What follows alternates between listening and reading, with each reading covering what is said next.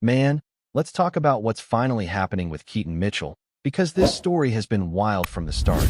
After that impressive rookie season and a preseason where he looked electric, it made absolutely no sense for the Ravens to keep him inactive for the first several weeks. Fans were scratching their heads every single week wondering what the coaching staff was doing. You had this guy who showed serious burst, legit acceleration, and a gear that none of the other running backs on the roster really had, and yet he was just standing on the sidelines. Every week, you check the inactive list and think, again? What's the plan here? It honestly felt like Baltimore was shooting itself in the foot offensively by keeping him off the field. But finally, they decided to unleash him. And man, when he got the chance, he reminded everyone exactly why people were so high on him to begin with. His game against Minnesota was the perfect example. He wasn't just hitting holes, he was exploding through them. That 22-yard run, where he just burst straight up the middle and took off, that was vintage Keaton.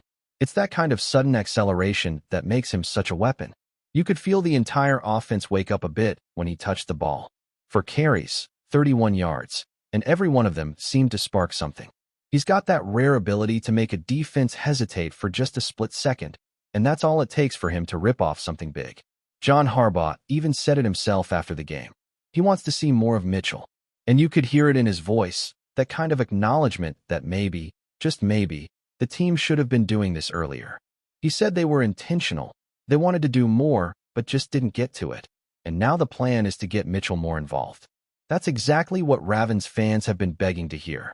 It's one of those moments where you can tell the coaching staff is finally catching up to what everyone else has been seeing for months. Of course, the tricky part here is balancing that with Derrick Henry's role. You're not taking the ball out of Henry's hands entirely, nobody's saying that. But there's real value in keeping Henry fresh, especially as the season gets deeper. Imagine having a less worn-down Derrick Henry in January. That's the dream, right? Mitchell gives you a way to make that happen. He's not going to get 20 carries a game, but even giving him 5 or 6 touches, maybe a couple of receptions out of the backfield, could make a huge difference. You take a few carries off Henry, keep him fresh, and at the same time, you're giving your offense an entirely different look with Mitchell's speed. And the numbers back it up. When you actually look at efficiency, Keaton Mitchell is up there with the most productive backs in the league on a per-carry basis. He's sitting at 6.2 yards per attempt. That's crazy efficient. He hasn't even had enough carries to qualify officially. But if you take out some of the outlier runs from other backs around the league, he's easily top 5 in yards per carry among players with at least 15 rushes. That's not a fluke. That's consistency in doing more with less. What makes him so dangerous is that he doesn't need a huge workload to make an impact. Some backs need a rhythm. They need a dozen carries before they get going. Mitchell isn't one of those guys. He can touch the ball once and flip the field. He's the kind of player who forces defenses to stay honest. The threat of him breaking one keeps everyone guessing, and that opens things up for the rest of the offense. That's the kind of balance the Ravens have been missing when he's been inactive. And it's not like this came out of nowhere. Everyone saw it in the preseason. The explosiveness was there, the quick cuts, the vision, all of it. So when he didn't get activated early in the year, it was baffling. The explanations about snaps or redundancy just didn't hold up. There's no one else on that roster with his combination of speed and agility. You can line him up in motion, use him in the shotgun, even get creative with formations. There are so many ways to use a player like that if you're willing to be a little bold with your play calling. Now, John Harbaugh saying they want to do more with him. That's the best news possible. But it has to actually happen. It can't be one of those things where they give him 2 carries one week and then disappear him the next. He doesn't need 15 carries to change a game. Give him a few touches in space. Give him a chance to stretch the field horizontally, and let him do what he does best, create chaos for defenses. The great thing is, even if he only gets a handful of touches, he makes defenses spend all week preparing for him. That kind of attention creates opportunities for everyone else. Harbaugh also mentioned how Mitchell's been improving not just offensively, but on special teams too. That's huge, because it shows his value goes beyond just running the ball. He's been getting downfield as a gunner, making plays that shift field position. That's the kind of thing coaches love: effort, versatility, and production in multiple phases of the game. It also explains a bit of why it took time for him to become a regular part of the offense. He was getting his footing back after not playing much last year, shaking off the rust, getting his sea legs back, as Harbaugh put it. Still, there's no denying it. Keeping him inactive early on was a mistake. You can't sugarcoat that. The guy was clearly ready. He showed it every time he got the chance, and the offense looked better when he was out there. But the good news is that the staff seems to have recognized it, and now they're correcting it. The phrase better late than never definitely applies here. Mitchell's time is now. And what's exciting is thinking about what the Ravens' backfield could be when it's fully clicking. You've got Derrick Henry bringing that raw power, Justice Hill adding his shiftiness and reliability, and then Keaton Mitchell with that game-breaking speed. That's a three-headed monster that can attack defenses in completely different ways. You can grind teams down with Henry, hit them with quick change pace from Hill, and then hit them with a lightning strike from Mitchell. It's the kind of versatility that championship teams have, and Baltimore has all the pieces, they just need to use them correctly. I think what's most encouraging is how naturally Mitchell fits into the identity of this team. The Ravens have always been about balance, toughness, and versatility. But this version of the offense under Todd Monken is built around explosiveness, big plays, spacing, creating mismatches. That's exactly where Mitchell shines. He's not just fast, he's smart with how he reads blocks, and he doesn't hesitate. You can see the confidence building every week as he gets more comfortable. And honestly, I think he's earned this expanded role not just with what he's done in games, but with how he's handled the situation.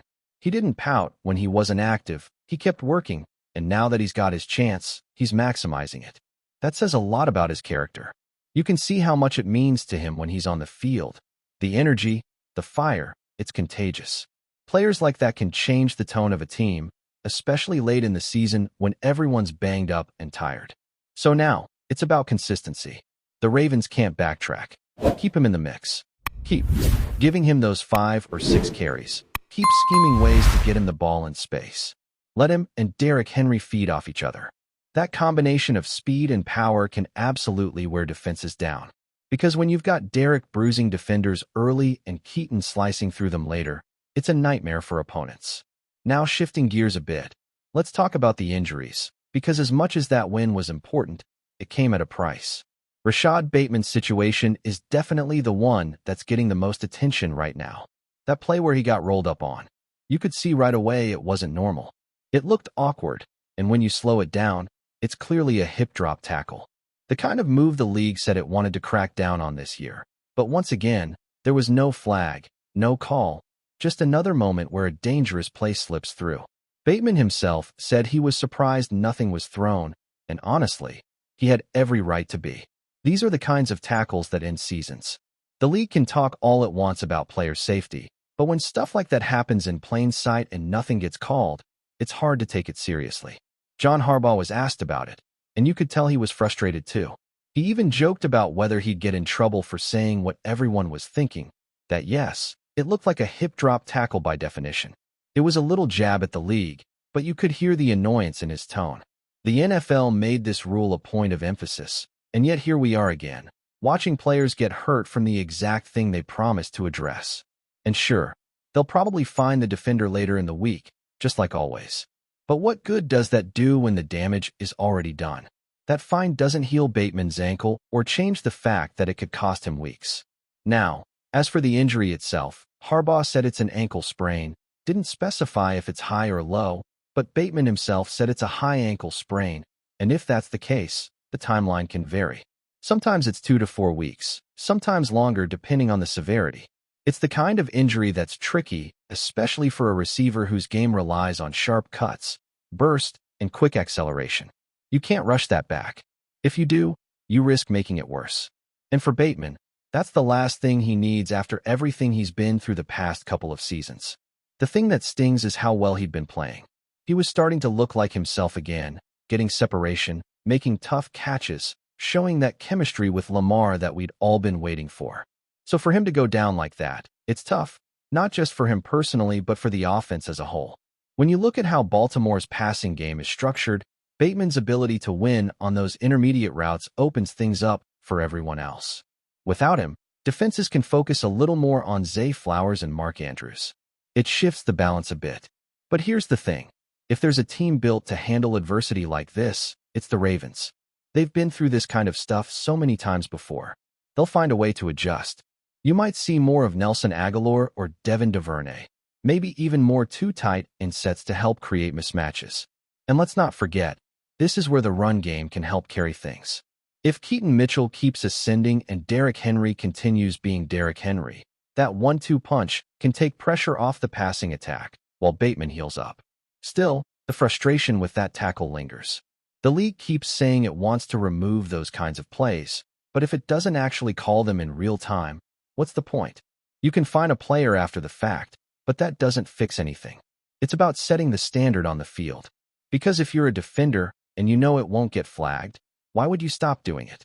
That's what Harbaugh was hinting at when he said, if you're going to have the rule, enforce it. It's a fair point, and one that a lot of coaches around the league probably agree with. In the meantime, the Ravens will need to be smart with how they manage Bateman's recovery. You'd rather have him healthy for the stretch run than push him back too soon and risk a setback. There's depth in that receiver room, and with Lamar playing at such a high level, the offense can stay efficient even if the targets shift around a bit.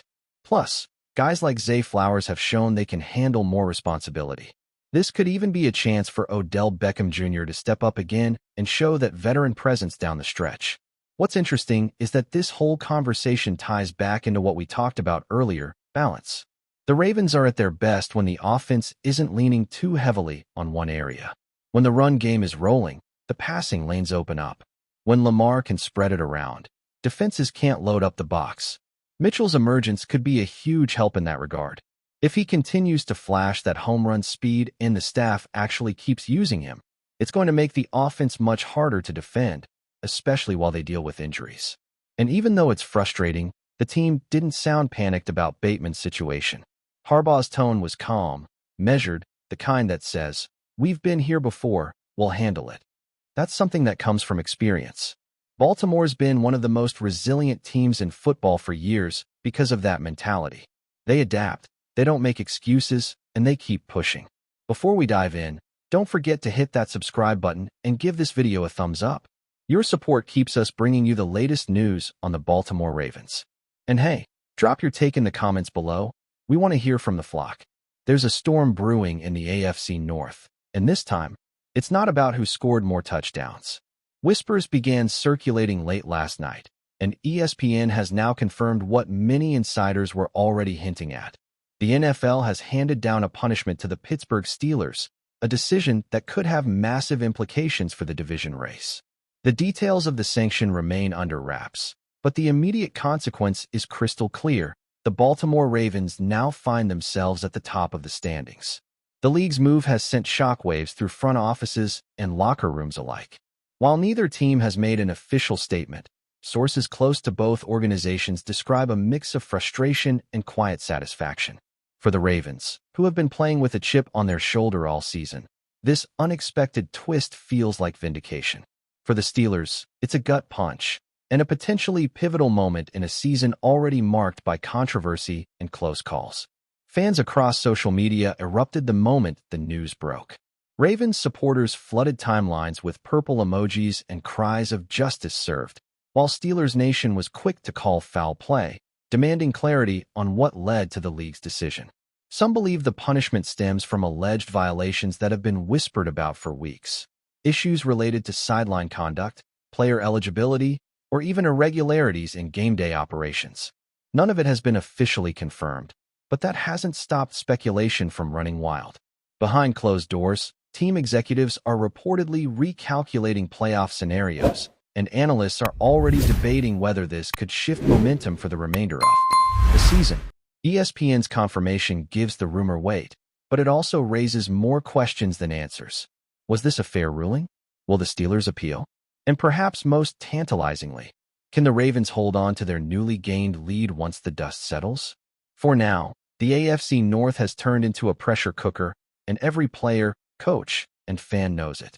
The punishment might have changed the numbers in the standings, but the battle between Baltimore and Pittsburgh is far from over. That's it for this update. If you enjoyed the video and want to stay in the loop with exclusive news on our Baltimore Ravens, make sure to subscribe and hit that like button. We'd love to hear what the flock thinks. Drop your thoughts in the comments. See you in the next one.